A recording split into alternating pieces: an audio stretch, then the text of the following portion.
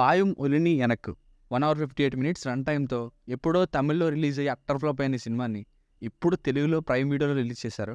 ఇక చూసాక నాకైతే 70% ఏమో very ordinary love story and సాంగ్స్‌తో నింపేశారు.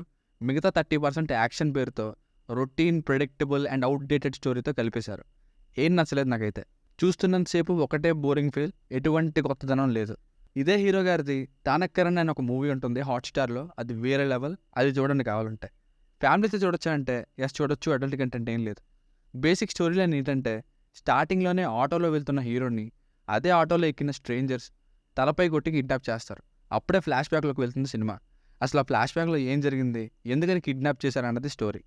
Plus points camera work, actress performances అంతే. మైనస్ పాయింట్స్ అవుట్‌డేటెడ్ స్టోరీ అండి. తెలుగులోనే ఎప్పుడో 15 ఇయర్స్ బ్యాక్‌నే వచ్చిన చాలా సినిమాల్లో చూసిన అదే old routine and outdated story. పోనీ అవుట్‌డేటెడ్ స్టోరీ అయినా సరే ప్రొసీడింగ్స్ ఏమైనా బాగున్నాయంటే అవే ఎక్స్‌పెక్టెడ్ సీన్స్. లవ్ స్టోరీ అయితే అసలు ఎందుకు లవ్ స్టోరీ ఉందో అవసరమేంటో కూడా తెలీదు. మళ్ళీ వాణి భోజన్ లాంటి హీరోయిన్‌తో.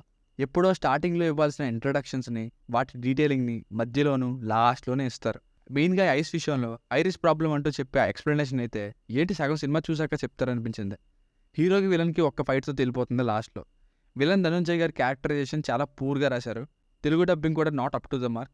తెలుగు డబ్బింగ్ సాంగ్స్ అయితే ఇంక చెప్పనక్కర్లేదు, వినడానికి ఏం బాలేదు. సో ఫైనల్‌గా మూవీకి వర్డిక్ట్ ఏంటంటే నా వరకు బోరింగ్ ఫిల్మ్ అండి. ఈ మూవీ అయితే సమయాన్ని వృధా చేసేటట్టే ఉంది. దీనికి రేటింగ్ వచ్చేసి నా ఒపీనియన్ 2/5. మీకు కనుక రివ్యూ నచ్చినట్లయితే మరిన్ని రివ్యూస్ కోసం మన ఛానల్‌ని సబ్స్క్రైబ్ చేసుకోండి. Thank you.